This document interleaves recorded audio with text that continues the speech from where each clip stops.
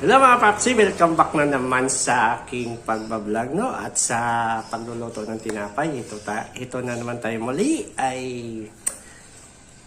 magluluto ng tinapay. At ang lulutuin ko ngayon ay mayroon akong ginawa na 1 kilo na kalihim bread, no? So pandirigla kung tawagin. Ayan, so isasalang na natin ito dahil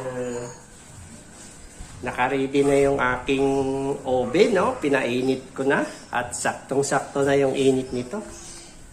So, sasalang na natin itong ginawa ko na kalihim bread.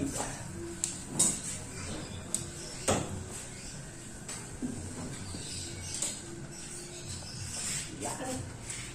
Sakto. Ganda ng pagkaalsa. Saktong-sakto na.